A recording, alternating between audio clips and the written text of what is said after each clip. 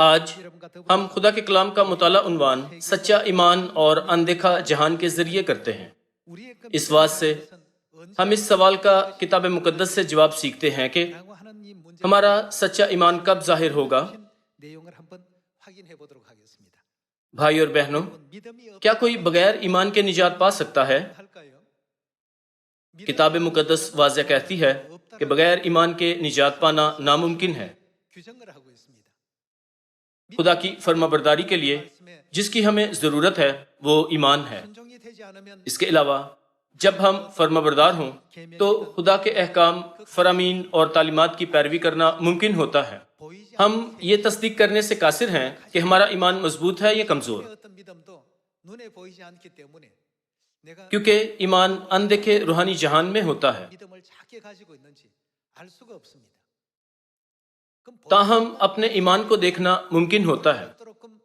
وہ مختلف حالات و واقعات جن سے ہم گزرتے ہیں ظاہر کریں گے کہ ہمارا ایمان کس قسم کا ہے۔ اسکول کے دنوں میں یہ امتیاز کرنے کے لیے کہ کوئی چیز تیزابی ہے یا قلمی صفت، کیا آپ نے سائنس کلاس میں لٹمس ٹیسٹ کرنے کی کوشش کی تھی؟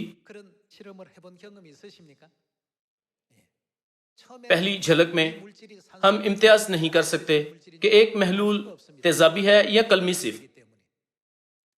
ہم محض دیکھ کر نہیں بتا سکتے۔ تاہم جب محلول میں لٹمس پیپر ڈالا جاتا ہے تو شناخت کے لیے یہ اپنا رنگ بدلے گا کہ یہ تیزابی ہے یا قلمی صفت۔ اپنے اسکول کے دنوں سے آپ اسے یاد کر سکتے ہیں۔ ہمارے ایمان کے ساتھ بھی بالکل ایسا ہی ہے۔ کیا ایمان کے جہان کو محض ہماری آنکھوں سے دیکھنا ممکن ہے؟ نہیں، ممکن نہیں ہے۔ تو پھر ہمارے اندیکھے ایمان کو خدا کیسے ناپتے ہیں؟ یہ اس لمحے سے ہوتا ہے جب وہ ہم پر روحانی لٹمس ٹیسٹ کرتے ہیں۔ ہم میں سے ہر ایک کے ایمان کے اندازے کو ظاہر کرنے کے لیے ہر صورتحال جس سے ہمارا سامنا ہوتا ہے انوکھے طور پر بنائی جاتی ہے۔ جو کسی طرح کی صورتحال میں ہرگز ڈاواڈول نہیں ہوتے وہ ایسے لوگ ہیں جو آخر تک خدا پر کامل ایمان رکھتے ہیں۔ اس کی وجہ یہ ہے کہ وہ اعتقاد رکھتے ہیں کہ خدا ہمیشہ ان کے ساتھ ہے۔ اس کے مقابل ایمان میں کمزور جلد اپنے ارد گرد کے لوگوں کے زیر اثر آ جاتے ہیں۔ ایک دن آئے گا جب ان کا ایمان عیاں ہو جائے گا کہ یہ کیا ہے۔ اس لیے کتاب مقدس کہتی ہے کہ تم اپنے آپ کو آزماؤ کہ ایمان پر ہو یا نہیں۔ دوسرے کرنتھیوں 13 باب سے دیکھتے ہیں۔ دوسرا کرنتھیوں 13 باب 5 آیت۔ تم اپنے آپ کو آزماؤ کہ ایمان پر ہو یا نہیں۔ تم اپنے آپ کو آزماؤ کہ ایمان پر ہو یا نہیں۔ بغیر ایمان کے نجات پانا ناممکن ہے۔ یہ لکھا ہے تم اپنے آپ کو آزماؤ کہ ایمان پر ہو یا نہیں، اپنے آپ کو جانچو۔ ہمیں اپنے آپ کو جانچنا چاہیے تاکہ جانیں کہ ہم واقعی ایمان میں ہیں۔ اپنے آپ کو جانچو۔ کیا تم اپنی بابت یہ نہیں جانتے کہ یسوع مسیح تم میں ہے؟ مسیح ہم میں ہے۔ صرف اتنا ہی نہیں، روح اور دلہن ہمارے ساتھ ہیں۔ ہماری روزمرہ زندگیوں میں ہم سب اعتقاد رکھتے ہیں کہ ہمارا ایمان پختہ ہے۔ تاہم اگر ہمارا ایمان ہمیں درپیش صورتحال کے مطابق بدل جاتا ہے تو ہم سمجھ سکتے ہیں کہ ہمارا ایمان حقیقتاً اتنا مضبوط نہیں تھا جتنا ہم خیال کرتے تھے۔ یہ ایک بڑا مسئلہ ہوگا۔ 5 آیت دوبارہ دیکھتے ہیں۔ تم اپنے آپ کو آزماؤ کہ ایمان پر ہو یا نہیں، اپنے آپ کو جانچو۔ کیا تم اپنی بابت یہ نہیں جانتے کہ یسوع مسیح تم میں ہے؟ ورنہ تم نامقبول ہو۔ اگر آپ نامقبول ہوں تو آپ نجات حاصل کرنے میں ناکام ہو گئے ہیں۔ اگر خدا کہتے ہیں کہ ہم نامقبول ہوئے تو کیا اس کا مطلب یہ نہیں کہ ہم نجات حاصل کرنے اور آسمان میں داخل ہونے سے خارج ہو چکے ہیں؟ 6 آیت بیان کرتی ہے کہ لیکن میں امید کرتا ہوں کہ تم معلوم کر لو گے کہ ہم تو نامقبول نہیں، اور ہم خدا سے دعا کرتے ہیں کہ تم کچھ بدی نہ کرو۔ یہ دیکھنے کے لیے کہ ہم ایمان میں ہیں ہمیں ہمیشہ اپنے آپ کو جانچنا چاہیے. کیا میں واقعی روز بروز ایمان میں رہ رہا ہوں؟ جو کچھ اعتقاد سے نہیں وہ کیا ہے؟ وہ گناہ ہے. کتاب مقدس ہم پر اس حقیقت کو اجاگر کرتی ہے کہ جو کچھ اعتقاد سے نہیں وہ خدا کی نظر میں گناہ ہے. تو پھر اب سے ہمیں کیا کرنا چاہیے؟ صورتحال چاہے کیسی بھی ہو ہمیں ہمیشہ خدا کے ہم سے کیے عہد کی راہ پر چلنا چاہیے. اگر ہمارا ایمان افواہوں اور مشکل حالات کے باعث کمزور ہو جائے یا کھو دیا جائے تو کیا آپ متفق نہیں کہ واقعی خدا ہم میں نہیں ہے؟ متی 7 باب سے ہم اس معاملے کے بارے میں یسوع کی تعلیم سے تصدیق کر سکتے ہیں. متی 7 باب 24 آیت سے دیکھتے ہیں. بس جو کوئی میری یہ باتیں سنتا اور ان پر عمل کرتا ہے وہ اس عقل مند آدمی کی مانند ٹھہرے گا جس نے چٹان پر اپنا گھر بنایا اور میंہ برسا اور پانی چڑھا اور آندیاں چلیں اور اس گھر پر ٹکریں لگیں لیکن وہ نہ گرا کیونکہ اس کی بنیاد چٹان پر ڈالی گئی تھی. اور جو کوئی میری یہ باتیں سنتا ہے اور ان پر عمل نہیں کرتا وہ اس بے وقوف آدمی کی مانند ٹھہرے گا جس نے اپنا گھر ریت پر بنایا اور میंہ برسا اور پانی چڑھا اور آندیاں چلیں اور اس گھر کو صدمہ پہنچایا اور اسے کیا ہوا؟ وہ گر گیا اور بالکل برباد ہو گیا. یعنی یہ گر جائے گا. عام حالات میں ریت پر بنایا گیا گھر اور چٹان پر بنایا گیا گھر یوں لگتا ہے کہ دونوں بہت اچھی طرح بنائے گئے ہیں.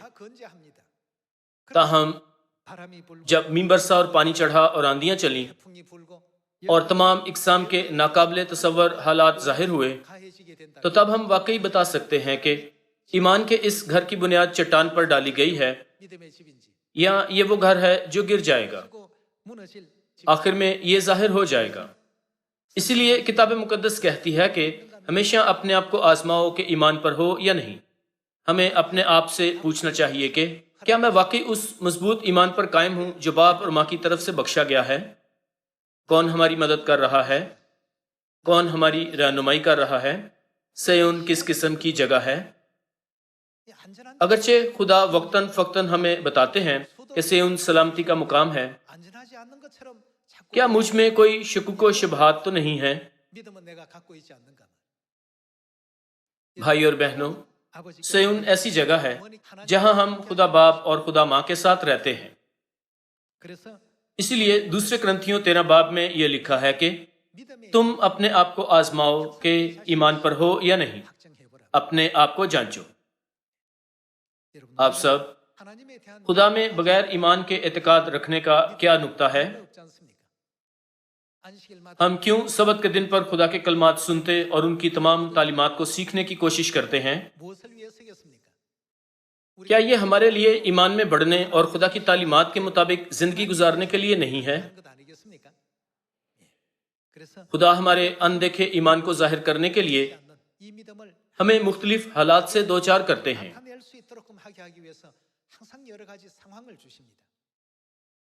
ترجمان مثال اسرائیلیوں کا بیابان میں 40 سالہ سفر ہے.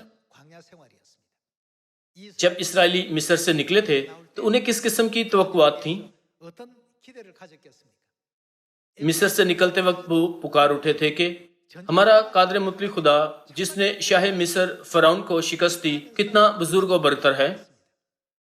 10 آفتوں کے ذریعے خدا کی قوت کو دیکھنے کے بعد اسرائیلی اس احساس کے ساتھ مصر سے نکلے تھے کہ سب کچھ خدا کے ہاتھ میں ہے.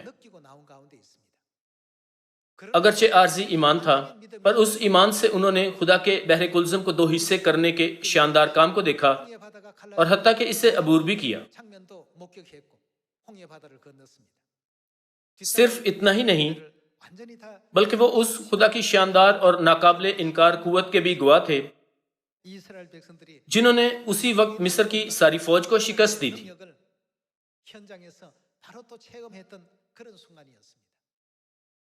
پھر وہ بیابان میں داخل ہوئے. وہ واقعی بیابان تھا. انہوں نے سوچا کہ سفر میں زیادہ سے زیادہ 1 مہینہ لگے گا تاہم غیر متوقع طور پر سفر طویل ہو گیا اور جلد ان کی خوراک ختم ہو گئی۔ انہوں نے پانی ڈھونڈنے کی کوشش کی لیکن بیابان میں وہ کوئی بہتے دریا تلاش نہ کر سکے۔ ان کے پینے کے لیے پانی نہیں تھا۔ جیسے ہی ان کا ماحول غیر موزوں ہوا اور انہیں مشکل حالات و واقعات سے واسطہ پڑا، وہ اپنا ایمان کھونے لگے۔ آخرکار ان کا ایمان مکمل طور پر ختم ہو گیا۔ جب ان کے آس پاس کے لوگ بڑبڑاتے اور شکایت کرتے تو انہوں نے بھی یہی کیا تھا۔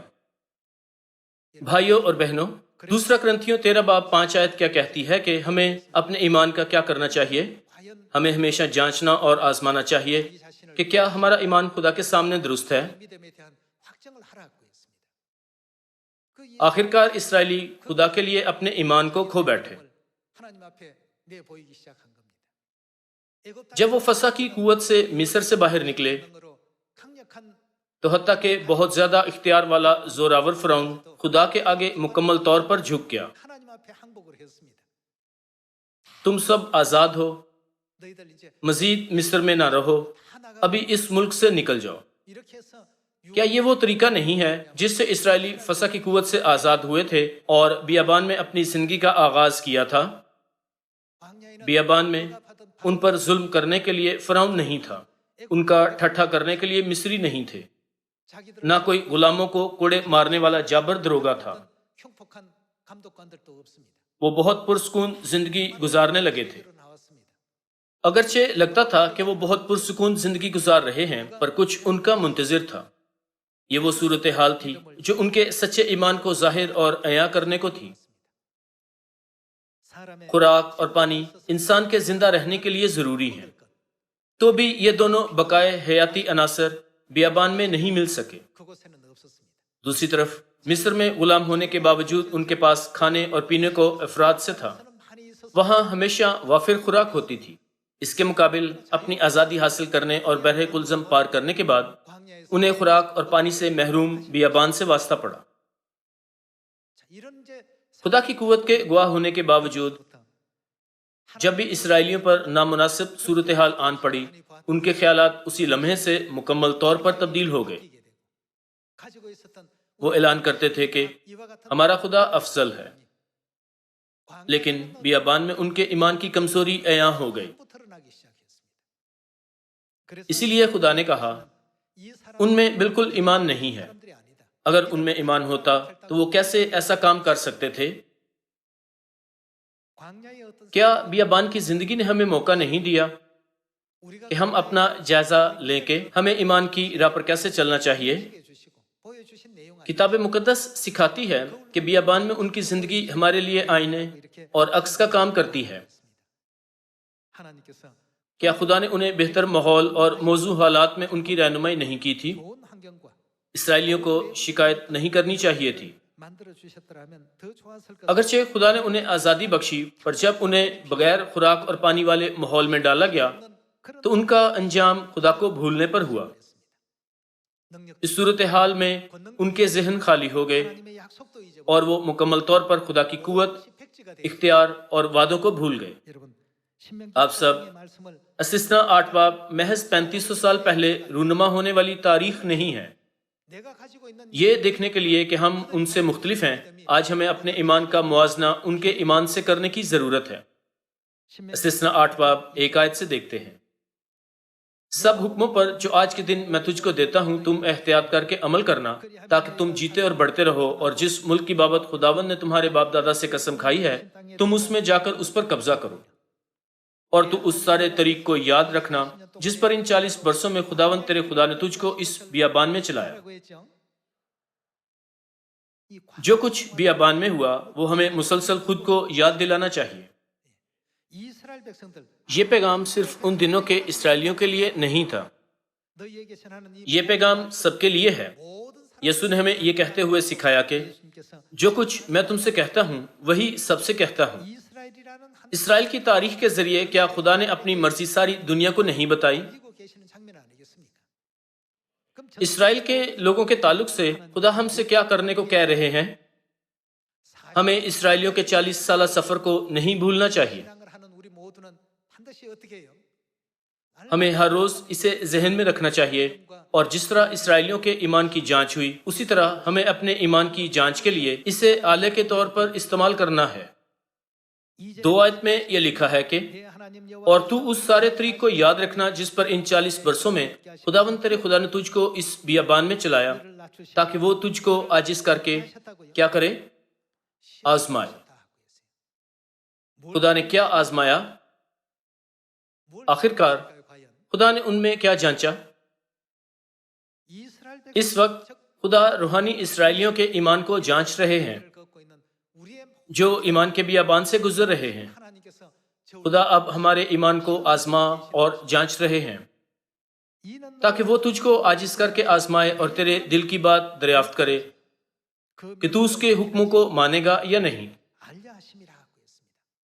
ہمارے دلوں کی بات دریافت کرنے کی غرض سے خدا ہمیں مختلف حالات سے گزارتے ہیں۔ 3 آیت، خدا نے کیا کیا تھا؟ اور اس نے تجھ کو عاجز کیا بھی، اور خدا نے کیا کیا؟ اور تجھ کو بھوکا ہونے دیا۔ جب ماحول تبدیل ہوا تو یہ فوراً ظاہر ہو گیا کہ ان کے ایمان کا گھر ریت پر بنا تھا یا چٹان پر۔ جب ماحول تبدیل ہوتا ہے تو یہ خدا کے لوگوں کے لیے فیصلے کا خاص لمحہ بنتا ہے۔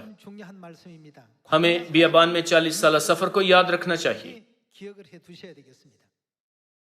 اور اس نے تجھ کو عاجز کیا بھی، اور تجھ کو بھوکا ہونے دیا، اور وہ من جسے نہ تو تیرے باپ دادا جانتے تھے تجھ کو کھلایا، تاکہ تجھ کو سکھائے کہ انسان صرف روٹی ہی سے جیتا نہیں رہتا، بلکہ ہر بات سے جو خداوند کے منہ سے نکلتی ہے وہ جیتا رہتا ہے۔ ان 40 برسوں میں نہ تو تیرے تن پر تیرے کپڑے پرانے ہوئے اور نہ تیرے پاؤں سوجے۔ اور تو اپنے دل میں خیال رکھنا کہ جس طرح آدمی اپنے بیٹے کو تنبیہ کرتا ہے، ویسے ہی خداوند تیرا خدا تجھ کو تنبیہ کرتا ہے۔ سو تو خداوند اپنے خدا کی راہوں پر چلنے اور اس کا خوف ماننے کے لیے اس کے حکموں پر عمل کرنا۔ اگر تو ایسا کرے تو آخرکار کیا ہوگا؟ کیونکہ خداوند تیرا خدا تجھ کو ایک اچھے ملک میں لیے جاتا ہے۔ وہ پانیوں کی ندیوں اور ایسے چشموں اور سوتوں کا ملک ہے جو وادیوں اور پہاڑوں سے پھوٹ کر نکلتے ہیں۔ وہ ایسا ملک ہے جہاں گیہوں اور جو اور انگور اور انجیر کے درخت اور انار ہوتے ہیں۔ وہ ایسا ملک ہے جہاں روغندار زیتون اور شہد بھی ہے۔ اس ملک میں تجھ کو روٹی با افراط ملے گی اور تجھ کو کسی چیز کی کمی نہ ہوگی، کیونکہ اس ملک کے پتھر بھی لوہا ہیں اور وہاں کے پہاڑوں سے تو تانبا کھود کر نکال سکے گا، اور تو کھائے گا اور سیر ہوگا، اور اس اچھے ملک کے لیے جسے خداوند تیرا خدا تجھ کو دیتا ہے اس کا شکر بجا لائے گا۔ انہیں اس رات سے دودھ اور شہد بہنے والے ملک کنعان کو لے جانے میں خدا کی کیا مرضی تھی؟ یہ ان کا بھلا کرنے کی غرض سے تھا۔ اس جہان کو جہاں ہم خدا کی تمجید کریں گے، ہماری رہنمائی کرنے کی غرض سے خدا نے ایمان کے بیابان کے ہمارے سفر کے دوران کیا رکھا تھا؟ آزمائش۔ خدا نے کہا ہر ایک کی آزمائش کی جائے گی، یہ جانچنے کے لیے کہ اسرائیلی دودھ اور شہد بہنے والے ملک کنعان میں داخل ہونے کے اہل ہیں۔ خدا نے بیابان میں 40 سالوں کے دوران ان کے ایمان کو بھوک، پیاس اور مختلف اقسام کی مشکلات اور مصیبتوں سے جانچا، حتیٰ کہ خدا دیکھنا چاہتے تھے کہ کیا وہ بتوں کی پرستش کرتے ہیں یا نہیں۔ بیابان میں 40 سالوں تک تمام طرح کے حالات سامنے آئے۔ ہر بات جو ان کے منہ سے نکلتی تھی وہ خدا سن رہے تھے، جیسے کہ اگرچہ ہمیں ایک لمبا سفر طے کرنا ہے، ہم کھانے کے بغیر کیسے رہ سکتے ہیں؟ کاش ہم مصر میں ہی رہ جاتے۔ وہاں ہی خدا نے دریافت کر لیا تھا کہ خدا کی بابت ان کے دلوں میں کیا تھا۔ کیا وہ ملک کنعان میں داخل ہوئے تھے؟ نہیں، ان میں سے کوئی داخل نہ ہو سکا تھا۔ جو خدا کے شاندار معجزات کو دیکھتے ہوئے مصر سے نکلے تھے، ان میں سے جو کم از کم 20 سال کے تھے، صرف یشوع اور کالب ملک کنعان میں داخل ہوئے۔ اس سے کیا ہم سمجھ نہیں سکتے کہ صرف 2 آدمیوں کا خدا پر کامل ایمان تھا؟ چاہے صورتحال جو بھی ہو، ہم ہمیشہ اعلان کریں کہ ہمارے خدا افضل ہیں، چاہے جو بھی صورتحال ہو۔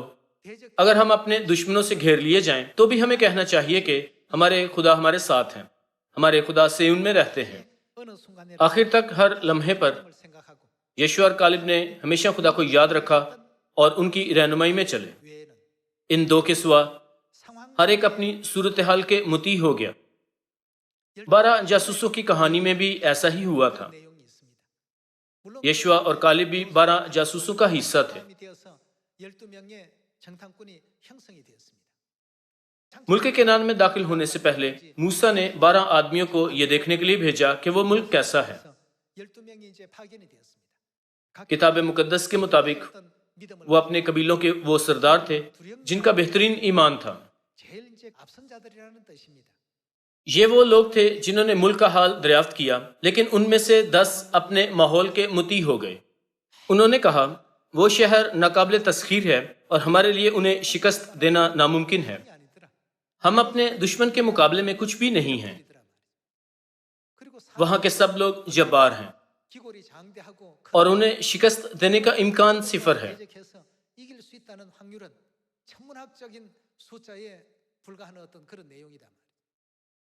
ان کا ایمان دیکھنے کی غرض سے خدا نے ایسا ماحول بنایا۔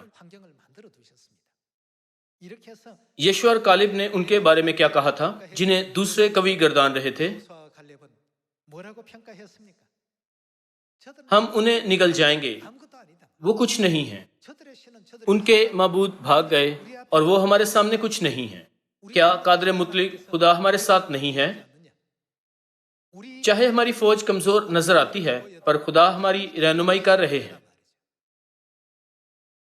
بھائی اور بہنوں، ایسی صورتحال میں ایک گروہ نے کہا رہنے دو، یہ کچھ ایسا ہے جو ہم نہیں کر سکتے۔ دوسرے گروہ کے بارے میں کیا کہیں گے؟ یہ سچ نہیں ہے، خدا ہمارے ساتھ ہے۔ خدا ہمیں کہتے ہیں کہ ہمیشہ ان کے ایمان کی زندگی کا جائزہ لیتے رہیں جب وہ بیابان میں تھے۔ ہم ہرگز اس سبق کو نہ بھولیں اور خدا کے پیچھے چلیں جو ہم سے محبت رکھتے اور تمام طرح کی صورتحال میں خاموشی سے ہماری رہنمائی کرتے ہیں تاکہ ہم ابدی آسمان کی بادشاہی میں داخل ہو سکیں۔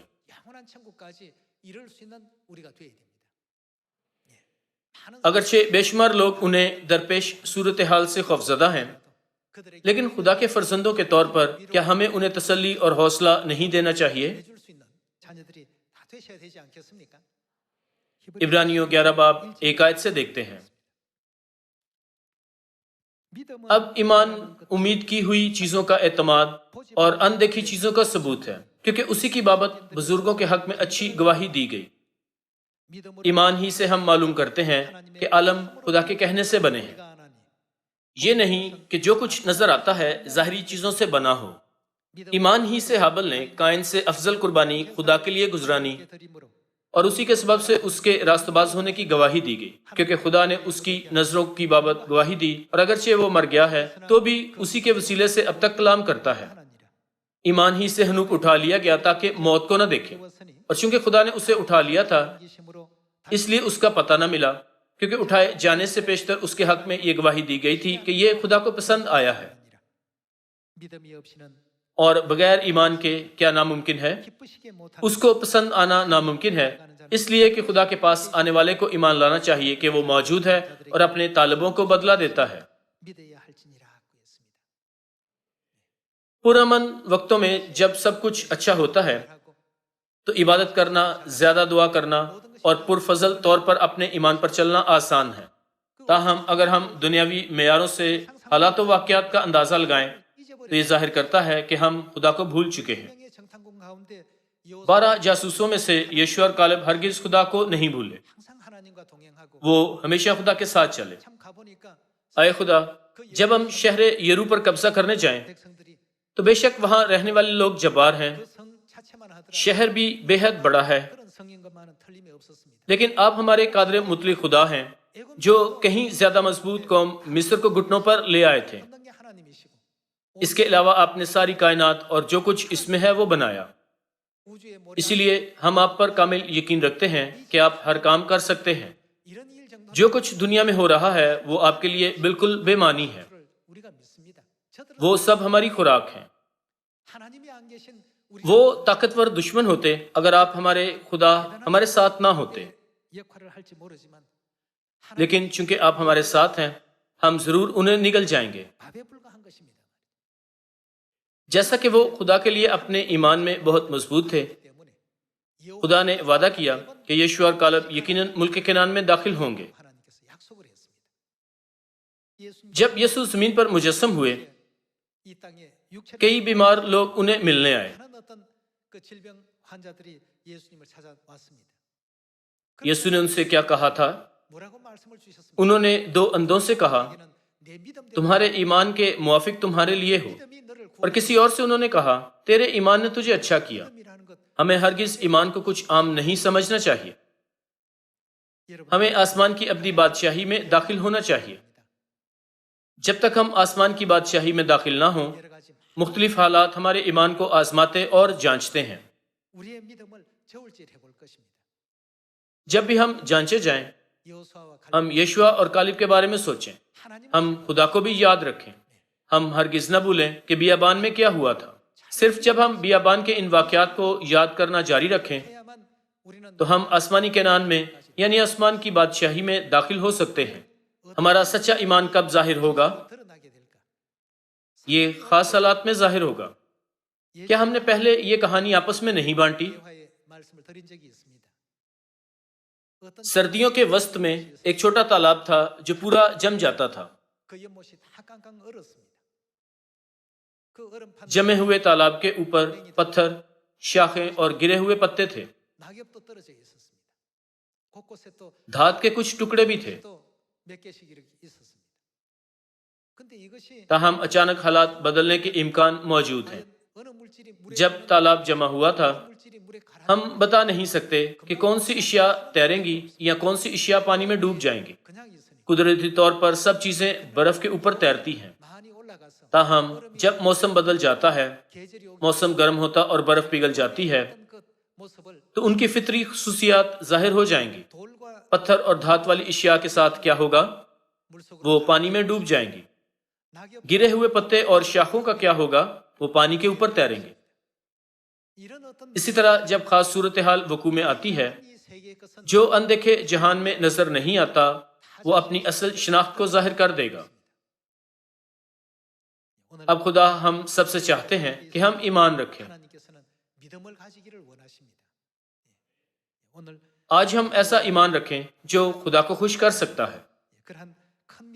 نیز ہم ہرگز اس حقیقت کے لیے اپنا ایمان نہ گنوا دیں کہ خدا ہمارے صیون میں رہتے ہیں، اور یہ کہ ہمارے باپ اور ماں ہماری رہنمائی ابدی آسمان کی بادشاہی کی طرف کریں گے. آپ کا بہت شکریہ.